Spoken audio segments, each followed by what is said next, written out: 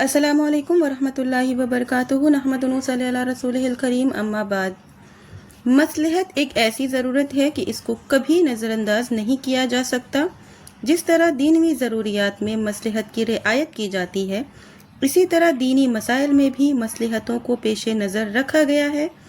ہمارے سامنے متعدد ایسی مثالیں ہیں جن میں فضیلت کا پہلو جانب مخالف میں تھا، لیکن اس میں تکلیف اور دشواری تھی، اس لیے آپ صلی اللہ علیہ وسلم نے اس کو نہیں اختیار کیا، اور دوسرا جانب غیر افضل تھا لیکن اس میں امت کے لیے آسانی تھی، اس لیے آپ نے اس کو اختیار کیا۔ آج میں اپنی ویڈیو میں ایسی ہی چند مثالیں آپ کے ساتھ شیئر کروں گی۔ سب سے پہلے آپ غور کریں، صحیح بخاری کی روایت ہے، عبداللہ بن ابی رئیس المنافقین کی متعدد ایسی غلطیاں تھیں جن کی وجہ سے وہ سزا اور قتل کا مستحق تھا۔ غزوہ مریسی کے سفر میں ایک مہاجر اور انصاری میں پانی لینے کے بارے میں جھگڑا ہو گیا اور مہاجر نے انصار کو ایک لات مار دیا، جس کی وجہ سے بات بڑھ گئی اور یا الانصار یا للمہاجرین کی پکار ہونے لگی۔ آپ صلی اللہ علیہ وسلم نے فوراً معاملہ کو رفع دفع کیا۔ عبداللہ بن ابی فتنہ مچانے کے لیے ہر وقت موقع کی تلاش میں رہتا تھا، اس کو لڑانے کا موقع مل گیا، کہا ہم نے مہاجرین کو جگہ دی اور بسایا، اور آج وہی ہم کو للکار رہے ہیں، چلو واپس مدینہ چلتے ہیں اور ان ذلیلوں کو نکال کر باہر کرتے ہیں۔ لا یخرجن الاعز منها الاذل۔ اس کی اس بدتمیزی کا پتہ آپ صلی اللہ علیہ وسلم اور صحابہ اکرام رضی اللہ عنہم کو چل گیا۔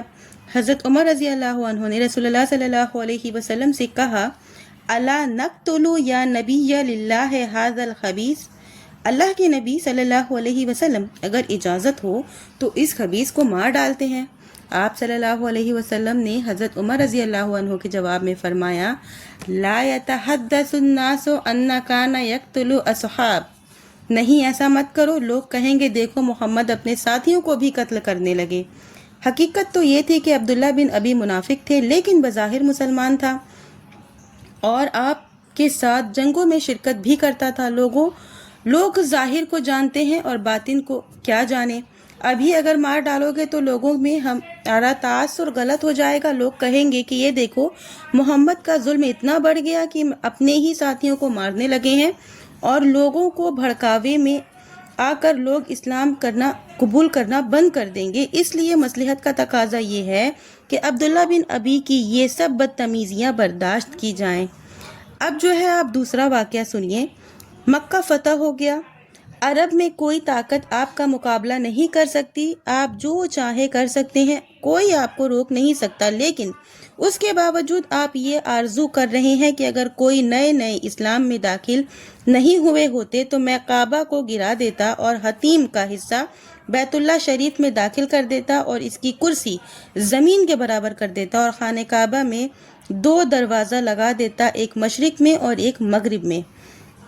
سنن نسائی کی روایت ہے، یا عائشہ تو لولا قومک حدیث احد بجاہلیتی لامرت بالبیت فہدمی فادخلت فیہ ما اخرج والزقته بالارض وجعلت له بابین بابا شریکا و بابا غریبا۔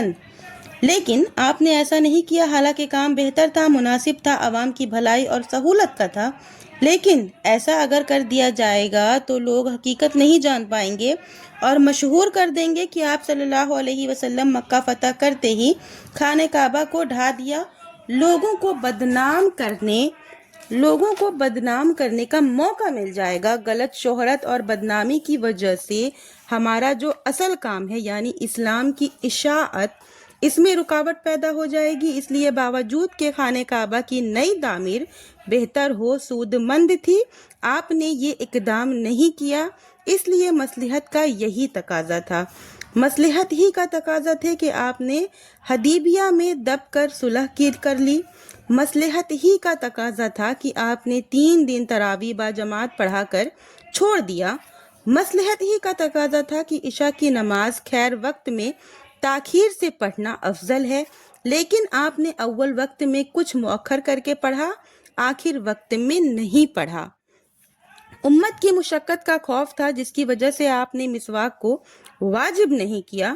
میری پیاری سوشل میڈیا فیملی، ہم نے آپ کو بتایا کہ حق کے آگے ہمیشہ سر تسلیم خم کرنا چاہیے۔ آدمی اپنے گرد و پیش کے تناظر میں حالات کا جائزہ لیتا ہے اور رائے قائم کرتا ہے، لیکن یہ ضروری نہیں ہے کہ ہم نے جو رائے قائم کی ہے وہ درست ہی ہو۔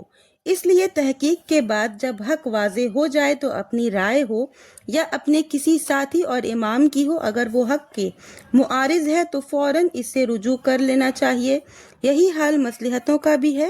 جیسے دنیاوی معاملات میں ہم بہت ساری مصلحتوں کی رعایت کرتے ہیں، اسی طرح دینی، ملی اور جماعتی امور میں بھی مصلحتوں کو نظر انداز نہیں کر سکتے۔ بارہا ہمیں اس کا تجربہ ہوتا ہے کہ اصلح کو چھوڑ کر غیر اصلح اور افضل کو چھوڑ کر غیر افضل کو اختیار کرنا پڑتا ہے، لیکن ہم جو ہیں وقت کے تنازع اور وقت کی مصلحت کے اعتبار سے جو صحیح ہوتا ہے اس پر فیصلہ کرتے ہیں۔ تو یہی چیز تھی آج کی ویڈیو میں۔ انشاءاللہ آپ کو سمجھ میں آئی ہوگی کہ کبھی کبھی ہمیں وقت کے حساب سے بھی فیصلہ کرنا پڑتا ہے۔ مصلحت کو مد نظر رکھ کے بھی کچھ چیزیں ایسی ہوتی ہیں جو ہمیں لگتا ہے کہ غلط ہے، نہیں ہو سکتی، پر اس کے ہونے سے بہت سی چیزیں ایسی ہوتی ہیں جو صحیح ہو سکتی ہیں، تو ہمیں ویسا فیصلہ کرنا پڑتا ہے۔ ویڈیو میں زیادہ لمبی نہیں کروں گی۔